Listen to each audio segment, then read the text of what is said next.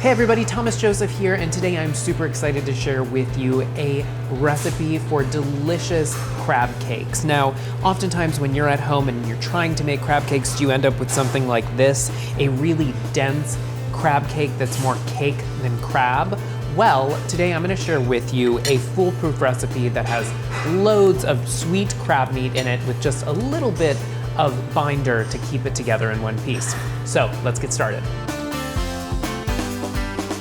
All right guys, before we get started with the recipe, I wanna talk a little bit about the crab meat itself. Now, today I'm using wonderful jumbo lump crab meat here. This crab meat is from Blue Crab, which is really popular here on the East Coast of the United States.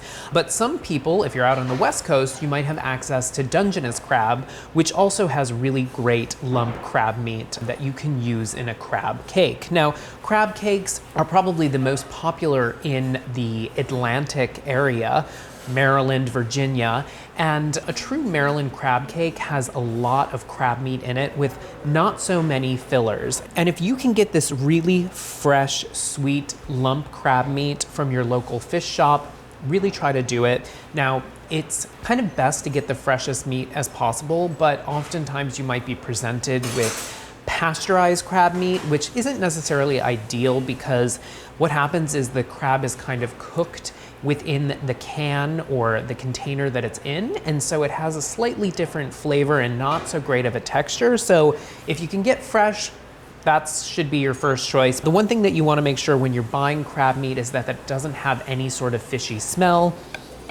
It should be nice and sweet, big lump pieces like I have here. And you want to make sure that you look through your crab meat and make sure there are no pieces of cartilage or shell. Just look over it, make sure that it's nice and clean and ready to use. Now, I store my crab meat over some ice in the refrigerator to keep it nice and icy cold before making the cakes themselves. So this is 1 pound of jumbo lump crab meat. And again, this is what's going to give us that really great authentic crab cake. Now, getting into the other ingredients or components that go into this cake, I'm using chives today, and you don't have to use this. If you want to be a purist, you don't even need to add any herbs to your crab cake, but I think chives add a nice little bit of bite and a little bit of extra flavor to the crab cake, so that's why I'm using them today. Now, I need a couple of tablespoons for the inside of the crab cake, but the rest we can use as garnish. You do want to make sure that you're mincing up the chives so that they're pretty fine, and using a nice sharp chef's knife really does the trick here. So 2 tablespoons is what I need for my crab cake, the filling itself. So that looks pretty good there. And now for the rest of the ingredients. A little bit of Dijon mustard. This is a half a teaspoon of Dijon mustard, and Dijon mustard is nice and kind of pungent, a little kind of spicy, I would say, but not in the way a chili pepper is. A half a teaspoon of Worcestershire sauce, which is one of those really great ingredients that adds a really fantastic depth of flavor. And I really like it here in this crab cake recipe. And a half of a cup of mayonnaise. Now, mayonnaise is really fantastic because it's 2 things primarily. It's oil, which is really great fat that's going to add wonderful moisture and richness to your crab cakes, but it also has egg in it, which helps to bind your crab cake. Now, there are a lot of recipes out there that use a combination of mayo and egg to really help bind your crab cake, but this recipe in particular, which is our Test Kitchen's favorite crab cake recipe, really relies solely on the mayonnaise to bind together all of the ingredients. So in the end, you get something that's really light and delicate and not dense at all. And that's one of the things we're trying to avoid, a really dense crab cake. Now to this, I'm gonna add a 1/4 teaspoon of salt, and this is coarse kosher salt that I'm using today. And a 1/4 teaspoon, you might say, doesn't really seem like a lot of salt at all. But the reason why we're not using too much salt is because the crumbs are oyster cracker crumbs, which have a nice bit of salt to them. Now, you could also use saltine crackers as well, but I think that the oyster crackers are kind of nice here. It's, you know, something that you eat with your chowder. So it's a kind of a nice combination in with the crab cake for this filling. So I'm gonna mix up my wet ingredients, I'll call them here, the chives, the mayo, the mustard, and the Worcestershire sauce. Now, some people might be a fan of adding a little bit of Old Bay, which is very typical and classic in Maryland and the Atlantic region. So if you wanted to add a little bit of spice there, you could. Even a little bit of Tabasco would be fantastic. And then I'm going to add the crab meat. And here's the point, guys, where you don't want to overmix any of these ingredients. You want to make sure that they're well combined so that everything is mixed and seasoned accordingly. But you don't want to overmix where you're breaking up all of this wonderful lump crab meat. So sprinkle over the crumbs, and then using a rubber scraper here, gently fold this mixture together. And now I'm going to portion this out. So it's about 1/3 cup per crab cake.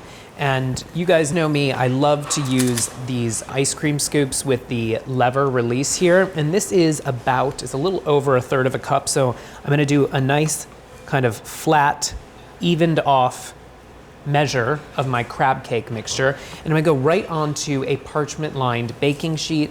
And when you release, you wanna make sure that you're applying a decent amount of pressure here so that what we're doing is we're kind of compacting the cake down so that it stays nice and tight, but we're not exerting so much pressure where we're kind of breaking up that crab meat.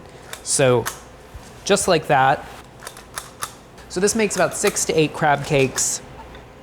So now I'm just gonna flatten these out slightly with the palm of my hand. Again, being pretty gentle, and don't worry if the edges aren't kind of fully compacted together. These don't need to be little soldiers, perfectly even cakes, because we wanna make sure that we're preserving the integrity of the crab cake. We don't wanna exert too much pressure here. We do want them to have a nice shape. And now these are gonna go right into the refrigerator while I prepare our pan for frying these delicious crab cakes. All right, guys, the crab cakes have been in the refrigerator for about 15 to 20 minutes, so they've had a chance to kind of firm up. The oyster crackers have had a chance to absorb some of the moisture from the mayonnaise and the crab, so they're a nice kind of collected cake. They're not gonna fall apart when we go to fry them up in this pan. So I have a cast iron skillet over here that's set over medium-high heat, and I'm gonna add a couple teaspoons of safflower oil. This is a neutral oil. You could use grapeseed oil or canola oil to the bottom of my pan here. And in addition to this, I'm going to add a tablespoon of unsalted butter. Now I'm gonna cook these cakes up in 2 different batches because I don't wanna overcrowd my skillet here. But what happens when you add the butter? The butter is gonna add really great flavor. Butter has fantastic flavor. The oil's neutral, so using a combination, you get great flavor, but you also get a higher cooking temperature for the fat so that our crab cakes will get nice and crisp, and we won't end up with any little burnt bits or anything like that from just using plain old butter. So the butter is melted nicely. It's just starting to pop here in the pan. And now, one way in which you can help if your crab cakes are a little delicate, you can use the parchment paper that we placed them on to kind of loosen them up, and they should come off nicely in one beautiful piece just like that. And you're gonna gently place them in your oil. Again, we don't wanna overcrowd this pan, so I think we could probably do 3 to 4 crab cakes here. And we wanna cook them in this oil for about 2 to 3 minutes per side until they're a nice golden brown before we flip them. All right, so it's been about 2 to 3 minutes here, guys, and I'm gonna flip over our crab cakes. You wanna do this gently and with a flexible spatula. So just do it gently but quickly, and you should have nice golden brown. Look at that wonderful crust there. And these will cook now on this next side for about 2 more minutes until it's nice and golden brown on the bottom.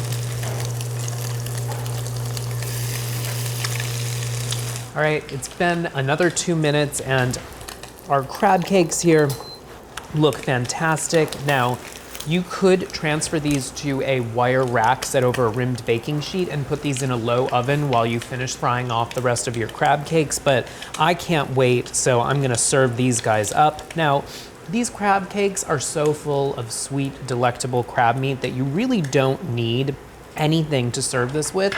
No tartar sauce, nothing. Maybe a squeeze of lemon. I'm gonna add a tiny bit of chive on top. And there you go, guys. This is an amazing recipe. This could be a fantastic meal with a little side salad. Crab Cakes 101, filled with large pieces of that jumbo lump crab meat, very little filler, really moist and delicious. and simple. I really want you guys to try this recipe and let us know how it comes out for you by using the hashtag Kitchen Conundrums. Enjoy your crab cakes, guys. And as always, guys, click like and subscribe.